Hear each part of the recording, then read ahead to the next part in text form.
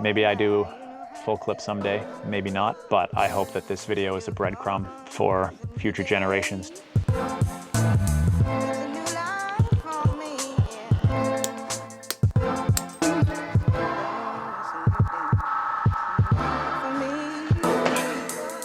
We are back at a very special location today that I'm excited to share. We're going to look at a boulder problem that is world-class quality, world-class difficulty, and one of the most unique lines I've ever seen on a boulder problem anywhere.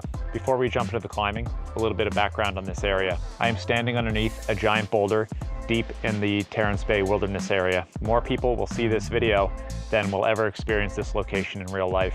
The approach begins with an ATV road that the locals use to get to their backcountry cabins. Several kilometers down the road, you take a left and you head up a large granite dome called Hospital Hill.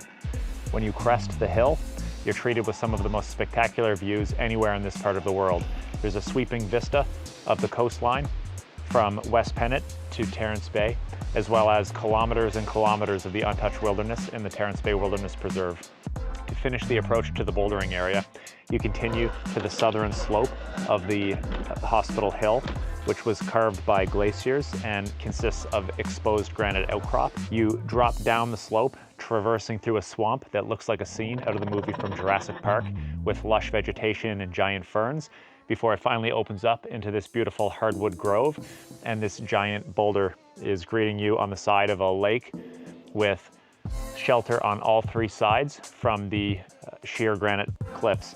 Climbing in this area was first developed by Ghislain Lauzier in 2007 when he did the hardest and one of the most beautiful lines of that generation, RTK, which is around the corner.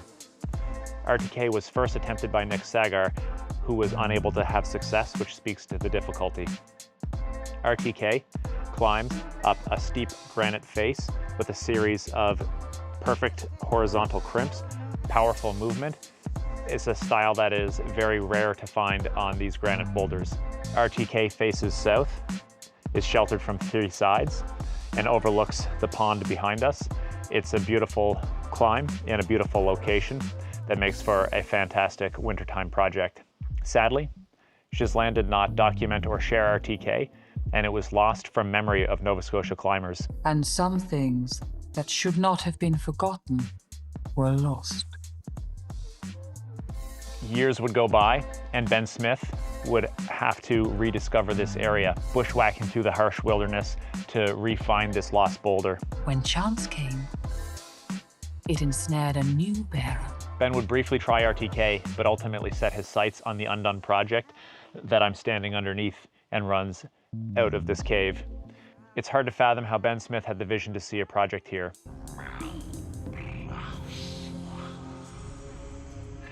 This project was originally tried by Nick Sagar. Hey, my name's Nick Sagar. I'm a former professional rock climber. But he correctly deemed it impossible using conventional beta. Ben is essentially Dave Graham if Dave Graham was a full-time mad scientist, part-time rock climber. If you look at how, animals evolved, in some cases you can see that the harshness of the wilderness has bred these majestic beasts, and it breeds gangsters climbers like Ghislain and Nick and like... Ben is known for coming up with some of the most inventive beta in Nova Scotia climbing. Speaking of Dave Graham, if anybody has him in their DMs, let him know about this area, because we have a beautiful V13 extension project here that is probably going to need a pro climber to get done. It's that next level of difficulty. There's a conventional roof climb, which starts at the back of the cave and works its way up this feature using the opposing crack for feet. The issue is that you get to the midway point where you get the last good hold, a very positive crimp here in the middle of the roof, and then there is a 7-foot span of almost blankness, essentially V infinite climbing. Impossible to do it using conventional beta. The solution to this problem is one of the most unique betas, I think, anywhere in the world.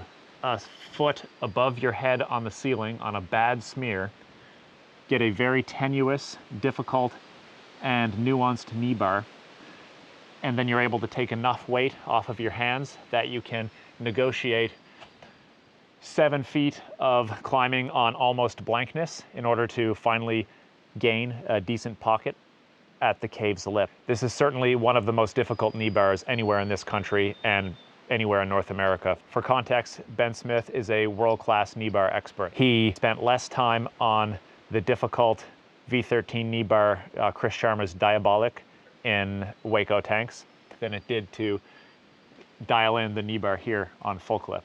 Ben put this project together and sent it in 2017, calling it full clip with a suggested grade of V13. It's been unrepeated since. When Ben first sent full clip back in 2017, the aesthetic here was very different. There was a stream running through the center of this cave, as well as where I'm sitting right now. There was boulders this high. It was all talus, uneven, difficult landing. Ben's solution to that was to drag dead trees in from the forest and just build up the area immediately under full clip as best he could to keep his pads up out of the water. The result was a little unfortunate, to say the least. It resembled a Vietnamese punji trap. I came back out here in trail work season and removed all of the dead sticks, which were rotting at that point from being submerged in the water. Leveled the talus that was in here, used the broken pieces to pave the landing so that it's nice and flat, and as well redirect the stream around the back of the cave. The aesthetics of this cave are now in keeping with what I think a climb of this quality deserve. I could spend a lifetime climbing in this cave. A little bit about my involvement with this area. This spot is very special to me. Life circumstances took me away from climbing for a few years. I didn't have a climbing gym in the city that I lived, and there was no access to outdoor climbing. The only climbing that I had at that time was in a moonboard that I built in a storage locker that I rented. We're in a goddamn cage. With a I moved back to Halifax in 2019, and RTK, around the corner here, was the first serious project I had moving home. Sadly, that winter, my beloved first dog, Molly, passed away. I came out here in the wintertime with my younger dog, Piper. Caring for Piper in the harsh winter conditions during those austere sessions on RTK helped me bond with Piper and also say goodbye to Molly. Piper has gone on to be an amazing climbing dog who is now becoming a senior dog herself as the seasons fly by. She's laying behind me here on her pad. I managed the second ascent of RTK that winter season, which was a high point in climbing for me at that time. The next season, I came back out with a strong friend of mine, Guillaume Richard from France. I don't even know what I was saying before. It was all nonsense. There, you got good. He made short work of RTK in 2, maybe 3 sessions, which was a super impressive send. And then we both set our sights here, working the cave line full clip. This line proved to be more difficult than I anticipated and was really that next level in difficulty in Nova Scotia climbing. After 2 months of work, neither me nor Guillaume were able to put together this end knee bar sequence.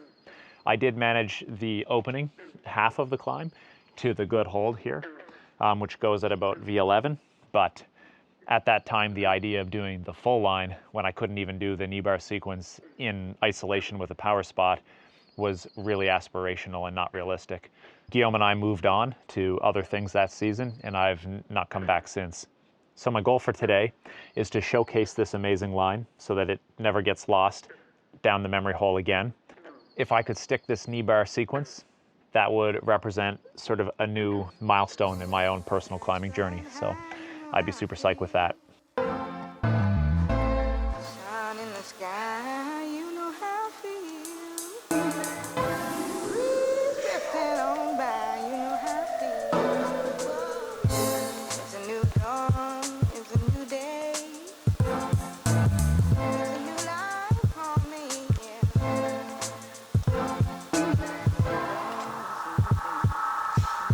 For me.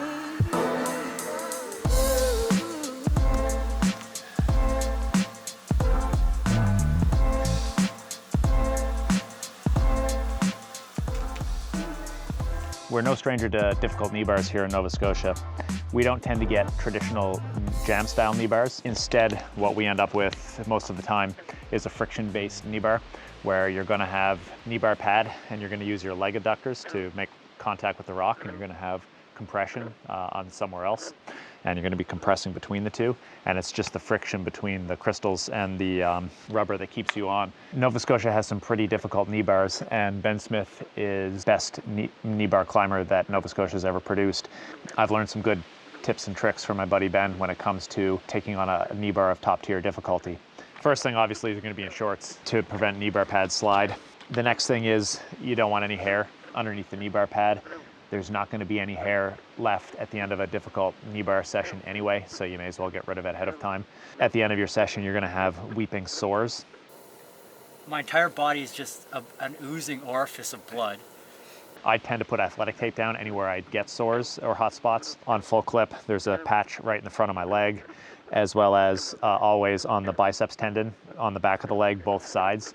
I place athletic tape, and that increases the amount of time I can go before I get skin breakdown.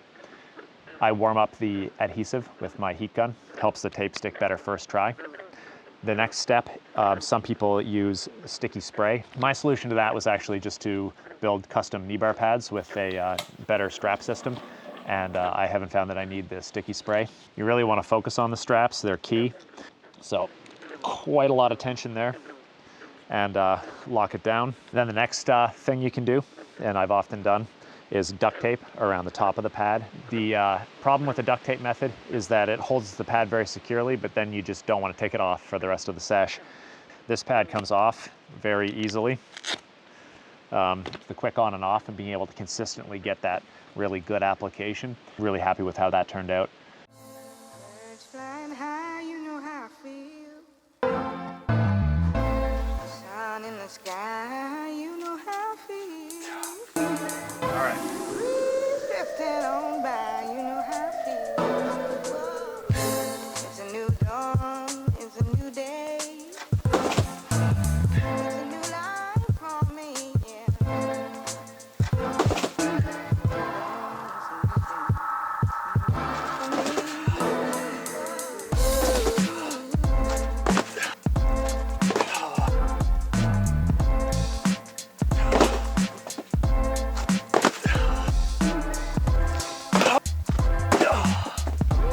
Drifting on by, you know how I feel.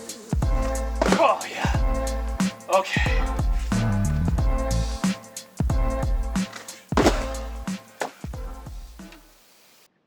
Tickled the lip. That was a really good go. I think I rushed it. Sometimes, you know, it's feeling good, and yeah, I just kind of went for the pocket, came up short, static for a second, but I wasn't going to make it, and that was that. So I needed a little bit more twist, a little bit more pull on that pinch on the right hand side, and a little bit more twist up. The crimp that you go to once you engage the knee bar pad is really a tiny hold. At first I was trying to roll crimp it, which feels good, but the problem is that I'm trying to pull exactly downwards so that I can rotate my shoulders upwards towards the pocket. In order to do that, I need to use it as a pinch, and it's a terrible pinch. So I've ticked the holds. It's very specific. Index finger here, line them up, and then the thumb comes in and just grabs it right here, and that's a pinch. And then you pull down so that you can drive your shoulders up to able to get that get the height necessary.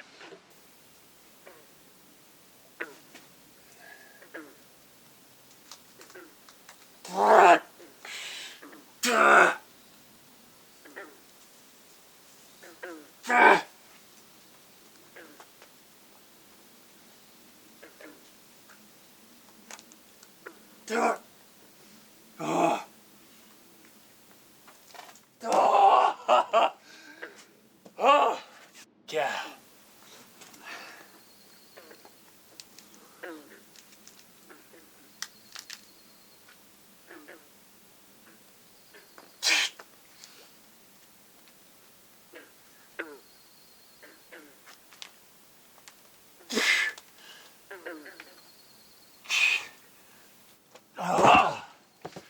All right, so I did it. I managed to stick the pocket, which was the session goal for today. So super psyched on that. That's basically my summer project. You know, My goal for the summertime here on this line was to be able to stick that pocket, and I got it today statically, with confidence, everything I could want. So awesome. Very excited about that. I was even able to pull the right foot off and search around for a foot in order to hold the swing when the knee bar cuts, and then transition into the top out sequence. That's super awesome. I picked a foot that was a little bit too high, and so I ended up pretty crunched up, and I think that's why I wasn't able to hold the cut, because I wasn't in a strong position with my shoulders in order to sort of do the front lever. So a foot slightly lower down for my height is what I think what I'll want, but it's my first time sticking that move, and so nuancing the transition into the top out sequence is a goal for another day.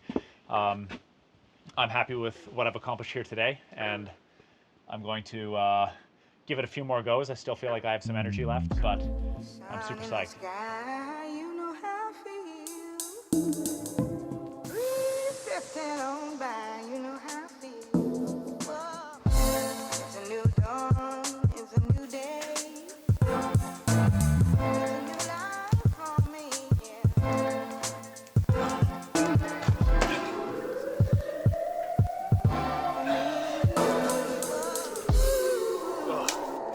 It's over. When I first came out here in 2021 with my buddy Guillaume, we worked this line for 2 months.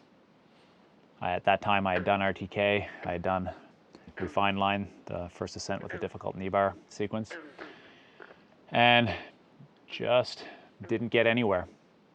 It felt really next level, aspirational, with a power spot and winter temps. Just wasn't able to get that knee bar sequence working. Major props to Ben for